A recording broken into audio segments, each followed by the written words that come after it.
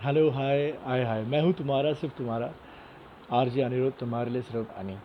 और आज से मैं आपके लिए लेकर आया हूँ ढैन ढैन ढैन हैशटैग अनसेंसर्ड बॉलीवुड। बॉलीवुड के तमाम राज जो सदियों पहले दफन हो गए थे, लेकिन क्योंकि मेरे पास 1953 से लेकर 1985 तक के तमाम Filmfare, Stardust, Star in Style, Cineblitz, Screen, ये तमाम न्यूज़पेपर्स, मैगजीन्स जो अब ऑलमोस्ट एक्सटिंक्ट हो गए हैं, उनमें जो खुलासे और जो सनसनीखेज बातें हमारे फिल्म स्टार्स की, मैं चौंक गया कि ये सारे जर्नलिस्ट इतने खुलकर ये सब चीज़ें हमारे सामने लाते थे। आजकल के जर्नलिज्म तो बिल्कुल पानी कम चाय और उसके मुकाबले में यार। उस टाइम पे मतलब क्या, मतलब दिलेरी के साथ ये लोग बयान करते थे। तब के फिल्म स्टार्स भी कितना खुलकर, अगर उनको एक दूसरे के बारे में बिचिंग करना होता था वो भी खुलकर करते थे। सारे scandals, gossip, it's all in your guys, मेरे पास एक्सक्लूसिवली। ये आपको कहीं गूगल पे नहीं मिलेगा। आप गूगल के सर्च करोगे नहीं मिलेगा, क्योंकि ये फिल्म फेयर, स्टारडस्ट, जितने भी मैगजीन्स हैं, उन्होंने अपना जो मटेरियल है वो कभी आर्काइव ही नहीं किया। तो मेरे पास वो सब सारे ओरिजिनल के ओरिजिनल हैं। और आपको ये ना लगे कि मैं ऐसी फेंक रहा हूँ, इसीलिए मैं आपको प्रूफ भी दिया करूँगा हर रोज़। तो सबसे पहले ढैन ढैन ढैन, आज की पहली सनसनीखेज अनसेंसर्ड बॉलीवुड रिपोर्ट मेरी रेखा को लेकर। हा हा हा हा।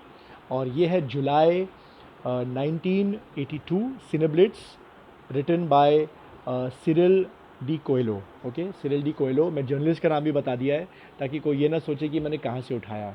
और आज का हेडलाइन, सनसनीखेज हेडलाइन ऑन अनसेंसर्ड बॉलीवुड: रेखा शकुंतला देवी से क्यों मिली।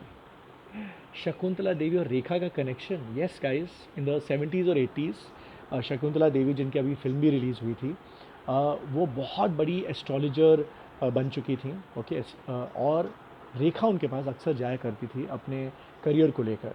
लेकिन 81 82 की बात है, ये सब इस मैगज़ीन में लिखा है। मैं अपनी तरफ से कुछ नहीं बोल रहा हूँ, मैगज़ीन में लिखा हुआ है कि वो गई थी अमिताभ बच्चन की वजह से। अच्छा, ये मैं आपको कॉन्टेक्स्ट भी बता देता हूँ कि उस टाइम पे सिलसिला पिक्चर रिलीज़ हो चुकी थी। उसके बाद रेखा और अमिताभ कभी एक साथ नहीं आए। और उस वक्त धर्मेंद्र और हेमा मालिनी की शादी हो चुकी थी, उनका बच्चा भी हो रहा था उस टाइम पे। तो रेखा दो या तीन सवाल पूछने गई थी शकुंतला देवी से। पहला सवाल कि क्या मैं माँ बन सकती हूँ, क्योंकि उसको बच्चे की बहुत बड़ी तमन्ना थी। उस टाइम पे she was at the top of a career, Umrao जान आ चुकी थी, खूबसूरत फिल्म के लिए उनको अवार्ड मिल चुका था। She was at the top of a career. Amitabh Bachchan से वो बहुत प्यार करती थी और अपने तमाम मैगजीन्स में वो अपने प्यार का खुलासा कर चुकी थी। लेकिन अमिताभ बच्चन हमेशा चुप रहे, उन्होंने कुछ नहीं कहा।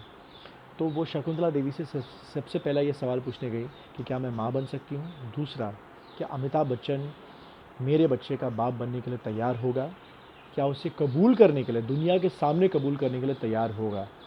और उस टाइम पे उसको बहुत उम्मीदें थी, क्योंकि धर्म जी और हेमा जी की शादी हुई थी और उन्होंने उनको कबूल किया था एज हिज़ वाइफ। खुलकर उनका बच्चा भी हो रहा था, ईशा और आहना देओल बाद में हुए एक एक करके। तो रेखा को उम्मीद थी कि शायद अमिताभ बच्चन में भी वो हिम्मत होगी जो धर्म पाजी में थी। लेकिन अफसोस, शकुंतला देवी ने उनके सारे सपनों को चूर चूर कर दिया। कहा कि नहीं, उनकी कुंडली मैच की और कहा कि तुम्हारी कुंडलियाँ मैच नहीं होती। दूसरा ये भी कहा कि अमिताभ बच्चन ये भी भविष्यवाणी की उस टाइम पे, हाँ सोचो 82 में, उन्होंने रेखा को साफ शब्दों में कह दिया कि आई एम सॉरी, अमिताभ कभी अपनी पत्नी जया को नहीं छोड़ेंगे। वो बिलीव करते हैं in the institution of marriage. अपने बच्चों को नहीं छोड़ेंगे, अपनी पत्नी को नहीं छोड़ेंगे।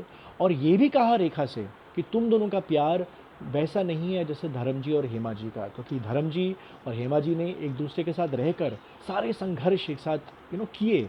7 साल डेटिंग किया, दुनिया को, समाज को का सामना किया, ईमानदारी से किया। लेकिन रेखा को ये बताया गया कि वो और अमिताभ बच्चन एक दूसरे के साथ पूरी तरह से ईमानदार नहीं थे। उस टाइम पे काफ़ी अफवाहें थीं, ये भी इस मैगज़ीन में लिखा गया है कि उस टाइम पे अमिताभ बच्चन परवीन बाबी के काफ़ी करीब आ गए थे। और रेखा भी उस टाइम पे, उनके भी कुछ रिलेशनशिप्स औरों के साथ चल रहे थे, जैसे कि संजय दत्त के साथ उनका नाम जोड़ा गया था उस टाइम पे, जब संजय दत्त की माँ चल बसी थी। आई रिमेंबर कि संजय दत्त और रेखा उमराव जान के प्रीमियर पर एक साथ गए थे। खैर वो गॉसिप कभी और बताऊंगा। सो बेसिकली शकुंतला देवी ने कहा कि अमिताभ बच्चन को भूल जाओ। अच्छा, इंटरेस्टिंग यहाँ पे कहानी, एक और कहानी में ट्विस्ट ये है, इस आर्टिकल में ये भी लिखा गया है कि अमिताभ बच्चन को रेखा ने ठुकराया था कई साल पहले। हाँ हाँ हाँ। लेकिन वो खुलासा अभी नहीं, अगली बार। अमिताभ बच्चन को रेखा ने कब ठुकराया था, ये मैं आपको अगली बार बताऊंगा, ठीक है। लेकिन बेसिकली रेखा का वो सपना पूरा नहीं हो पाया, अमिताभ ने जया जी को नहीं छोड़ा। लेकिन आज भी रेखा जब भी मुकद्दर का सिकंदर का वो गाना सलाम इश्क पे डांस करती हैं, उनकी निगाहें अमिताभ पे रहती हैं, और सारे कैमराज जितने भी रहते हैं सब अमिताभ बच्चन का एक्सप्रेशन देखते रहते हैं कि वो क्या सोच रहे हैं। लेकिन अमिताभ बच्चन का चेहरा कुछ नहीं बोलता। लेकिन रेखा की आंखें आज भी बातें करती हैं सिर्फ अमिताभ से। सलाम इश्क मेरी जान, सरा कबूल कर लो। अनफॉर्चुनेटली अमिताभ ने कभी उनके प्यार को कबूल नहीं किया। अगला अनसेंसर्ड बॉलीवुड सनसनीखेज रिपोर्ट इसी हफ्ते। सुनते रहिए, देखते रहिए। Love you guys.